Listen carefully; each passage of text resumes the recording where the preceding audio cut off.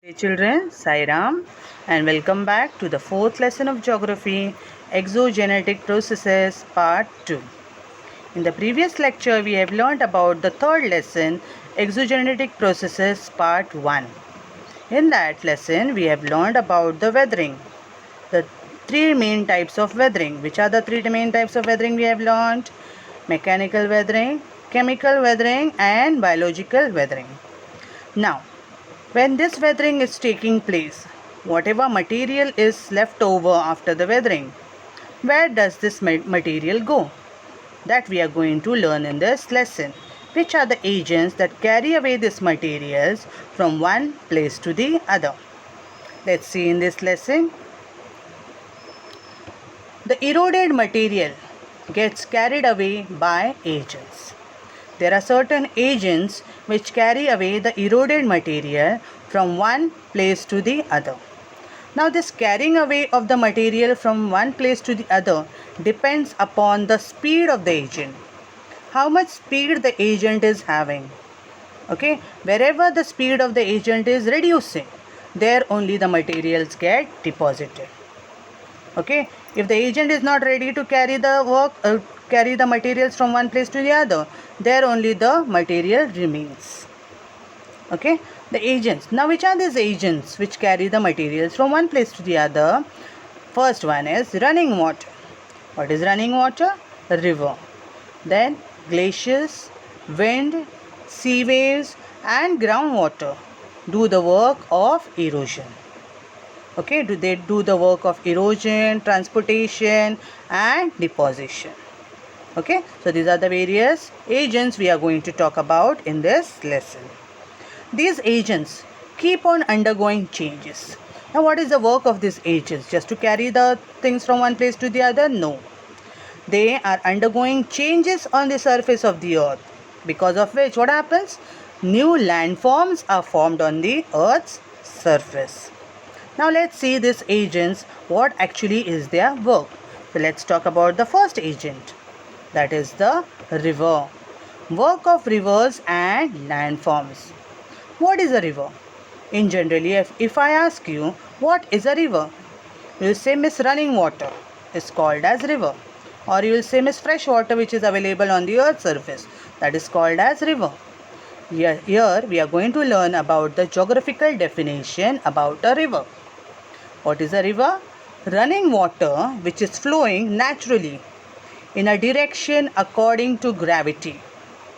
Okay, according to the gravity, the running water is flowing along the slope and makes its own way. Okay, this is called as flow of water, and many such flow of water forms the river. Okay, so understood what is a river? Running water which flows naturally in a direction according to the gravity along the slope and makes its own way. This is called a flow of water, and many such flow of water forms the river. Okay, as if you all know, when you all drop water on the floor, what happens? Do you make the way for the water to flow from one place to the other? No. Wherever your floor is having a slope, the water is going to go in that way. Correct? Same way with the rivers. Factors on which, now we are going to learn about the various factors on which the erosional, transportational, and depositional work of the rivers depend upon. There are certain factors on which all these three work of the river is dependent upon. Which are those factors? Firstly, the slope of the land. Just now I gave you the example of the floor. Okay, slope of the land makes a very much important thing for the work of the river. If the land is steep, then it becomes very much easy for the water to flow. If the land is gentle, it is having a gentle slope, then the speed reduces. Second thing, the type of rock which is there. Okay, which type of rock? That also plays a very important role. Then, volume. How much volume of water, how much water is present in that river. Okay, how much water is present in that river also plays a very important role when we talk about the work of the river. Then the length of water flowing Okay, how much, at what distance, up till what distance the river is going to flow, that also plays a very important role. And the volume of sediments, okay, how much sediments are present in that river. All these are the things, all these are the factors on which the erosional, transportational and depositional work of the river is depend upon. Which are the factors? Slope of the land, the type of rock, volume, length of water and the volume of sediments. Okay. You can see this beautiful picture of a gorge. Okay, the Gorge Canyon. Let's talk about the erosional work of rivers. Okay, you all saw this beautiful gorge over here. Now let's learn what actually this canyon or gorge is, because of what it is made up of. Okay, that we are going to learn. The river flows at a great speed. You all must be knowing why it is flowing at a great speed, because the river originates at an altitude on a mountain, and when it is coming down from a mountain, it is at a very great speed. Okay, and because of this speed, what happens? It itself, that is the river itself, the river bed and the river bank both get eroded. Okay, so there is no need of any other thing. The river itself is eroding its own river bed also and river bank also. Why this happens? Because of its fast flow. Then sand particles, pebbles which are there in the river. Okay, because of all these things, the river itself erodes the river bed and the river bank. Because of this, what happens, this leads to the formation of gorges. Just now I showed you the picture of the gorges. Okay, that is the canyons. Okay, you must have seen over here, beautiful picture over here. Okay, this is just the gorges or canyons are formed over here. Then apart from gorges and canyons, V-shaped valleys are formed. I'll show you the picture of that. V-shaped valleys are formed. Then you all must have seen waterfalls. Okay, during the monsoon season, mainly if you all go for a nice hiking and all, you all see this waterfalls and all. How this waterfalls and all takes place? Just because of the eroding of the river bed and the river bank. Okay. Now let's talk about the transportation and deposition by rivers. What is the meaning of transportation? Taking things from one place to the other. Same way, the river is also taking the sediment, taking the weathered material, eroded material from one place to the other. And when it is taking, it is depositing also somewhere. So let's learn about that. Firstly, when a river is coming down, as it is coming down the foothills, at the foothills, the change in the slope. Now because when the river has already come in the foothills, what happens? There is a change in the slope causing deposition of coarse sediments. Okay, so whatever coarse sediments are coming in the way of the river gets deposited at the foothills. And when it is getting deposited at the foothills, it is looking as if it is making a triangular shape. You know what is this triangular shape called as? Alluvial fan. What is it called as? Alluvial fan. I'll show you the picture of it also. They are deposited in a triangular shape and they look as if they are forming a alluvial fan. You know what is the meaning of alluvial? What is the meaning of alluvial? Yes. Okay, this soil which is coming down over here along with the river, it is very much fertile. Okay, it is very much good for the crops. So it is called as alluvial. And it is forming as if a fan is formed over there. So we call it as alluvial fan. As the steepness of the slope decreases, okay, when the slope is becoming gentle, okay, it is no more steep, that time what happens? The transporting capacity of the river also reduces. Okay, as I told you previously also, when the slope is very much steep, the speed of the river is also very much fast. Okay, and the speed of the river is fast, then the transportation capacity also will be very much fast.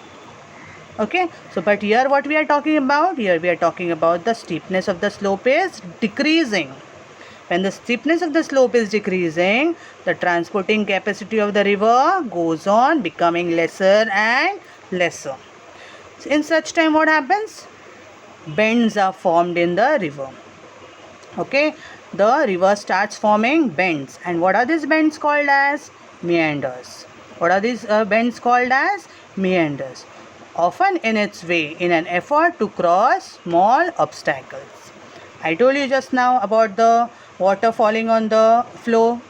Okay, when you spill the water on the floor, and if you keep something, if your bag is there in the middle, okay, what will happen? Will the water wait over there only? No, it will go by the side of your bag, okay, but the water will flow. Okay, it will not remain over there, it will go from the side, but it will find its own way. Same way with the river also. When the river is not finding its way, something is coming in the middle, immediately the river starts turning its position. Okay, and it bends and forms many bends over here. And these bends are called as meanders. Okay, till the river reaches the sea. Okay, as you all know, when the river is originating, it ends up also somewhere. There must have been known, we have learned about the various rivers in India. Okay, they empty themselves either in the Arabian Sea or they are emptied either in the Bay of Bengal. Okay, so all the rivers are going to go into the sea, meet into the sea. Till the river reaches the sea, its river bed become very wide. Okay, because the river is not having a certain place, from here only it is going to flow. In the way, many obstacles come, because of which by the time they reach to the sea, what happens? They become very much wide, and its speed become very much slow. And because of this speed, what happens? Many deltas are formed. Okay, this is a picture of the meanders. Just now I told you how the water is finding its way. You can see this, water is finding its way like this, from here. Okay, you can see this. These are called as meanders. Yes, this is a beautiful picture I can show you. Okay, that is about a alluvial fan. You can see this. It is forming, looking as if a triangle is formed over here. Okay, these are the sediments formed which are accumulated over here. Okay, and they are called as alluvial fan. Let's continue. The factors that determine the deposition of sediments are the length of the river. Okay, now there are various factors for which deposition of sediments are dependent upon. First of all, how much big or how much distance the river is covering, the length of the river, the volume of water, how much water is present in the river, that also plays a very important role. Then the amount of sediments that are present in the water, that also plays a very important role. Then the slope of the river, how much slope the river is having, and the earth surface. Okay, what type of earth surface, whether it is a very much steep slope, that also plays a very important role. Because of which, what happens? The landforms like flood levees, flood plains and deltas are formed. Okay, in the previous part I told you about how the deltas are formed before entering into the sea. The mouth of the river becomes very much wide. Okay, and so deltas are formed. So what are the flood levees and flood plains? Yes, you can see in this picture over here. Here is your river. You can see this. This is your river. And here you can see this part is your flood levees. And this part is your flood plains. Here also in the right hand side you can see this is your flood levees and this is your flood plains. Yes, here is a beautiful picture which is showing about the flood levees and flood plains. Okay. Yes, here is a picture. What is this picture telling you? about V-shaped valleys. I told you just now about the V-shaped valleys. Okay, so here we are having the V-shaped valleys. Yes, what is this picture about? I had told you that at the mouth, where the river is meeting the sea. Okay, what happens over there? You can see here is the sea. Okay, and you can see these different parts over here. These triangular shapes formed over here. These are the deltas. Understood what is a delta?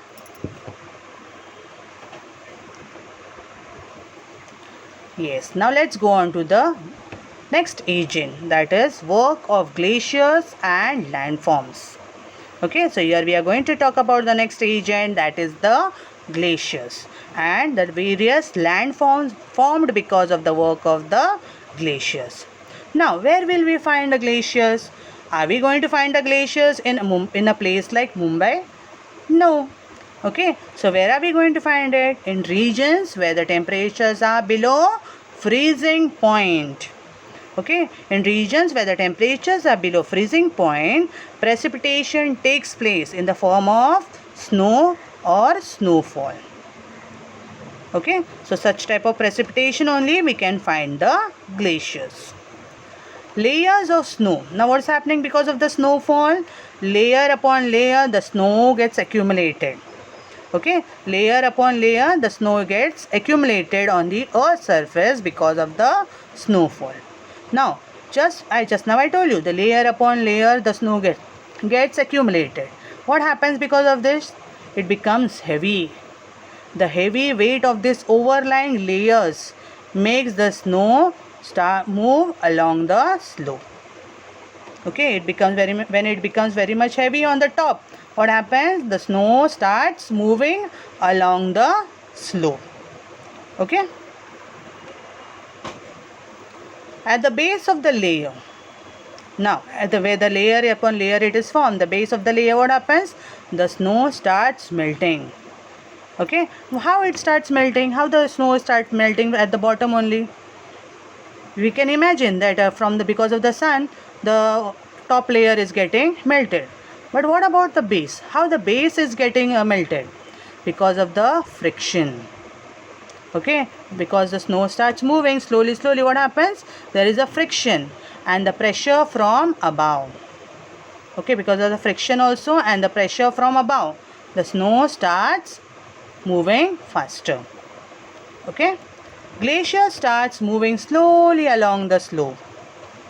Okay, because of the pressure, because of the friction, what happens? The glacier starts moving along the slope. Like the river. Now it is just like the river. When a glacier is moving here, the glacier is just moving as if a river is flowing. So like the river, a glacier too carries out the work of erosion, transportation and deposition. Okay, same work as the river is doing, same way glacier is also doing the same work. Let's talk about the erosional work by the glaciers. Okay, let's talk about it. The mass of ice erodes its own bank. Yes, same thing as the river. As we have learnt about the river erodes its own bank and its own river bank, correct?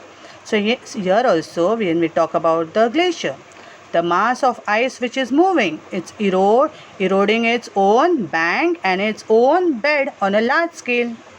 Same way like the river. The erosional work of glaciers. Now because of this erosional work of glaciers, what happened? It produces landforms like cirques, arêtes, horns, U-shaped valleys, hanging valleys, then roches moutonnées. Okay, something new only we have heard, correct? Roches moutonnées, it just looks like a sheep back. You all know sheep, the animal sheep. Okay, how its back is looking? Same way. So it is called as sheep backs. Okay, it is called as roches moutonnées. Which are the landforms formed because of the erosional work of glaciers? Cirques, arêtes, horns, U-shaped valleys, hanging valleys, and Roche Mutoni.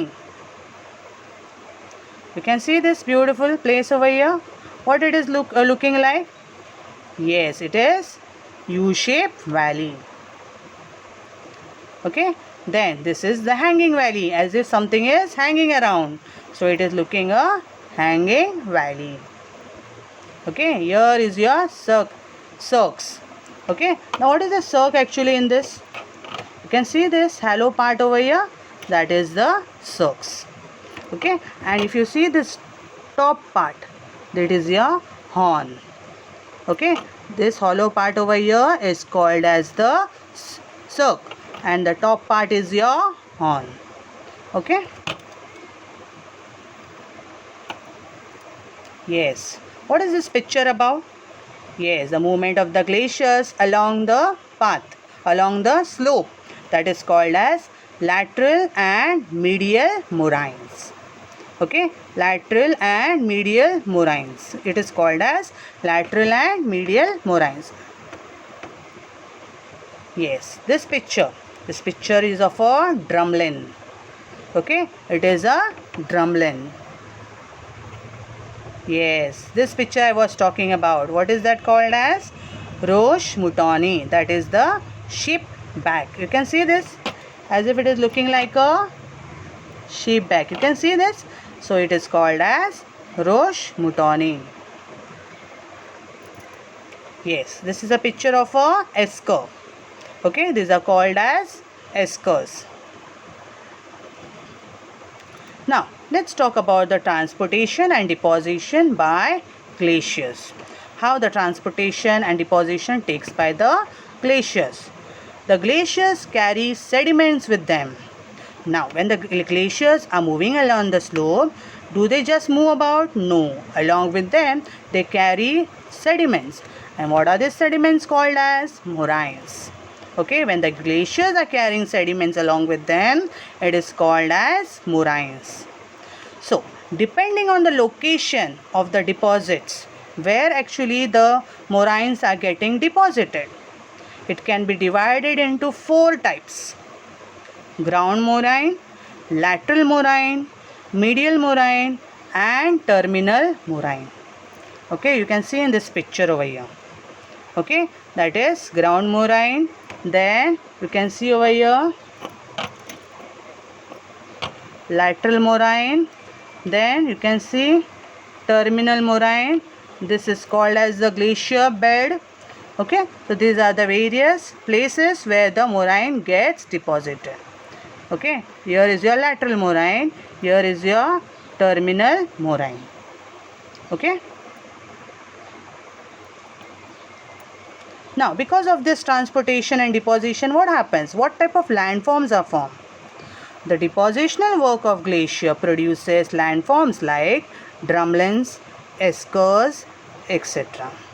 Okay, just now I showed you what are drumlins and what are eskers. Drumlins and eskers are the depositional work of glaciers. Understood, children? Now, here is one fact which you should know. Glaciers move at different velocities, different speed. Okay, all the glaciers are not having the same speed. They are having different speeds. Glaciers move at different velocities daily, ranging from 1 centimeter to 1 meter. The Jakobshavn Glacier in Greenland is one of the fastest moving glaciers in the world. What is the speed of it? It moves at the rate of 46 meters per day. Okay, so this is the speed of this glacier which is there in Greenland. Okay, so understood, children? I hope you all have understood this part. In the next lecture, we'll learn about the other agents of erosion, deposition and transportation. Okay, till then, thank you, children.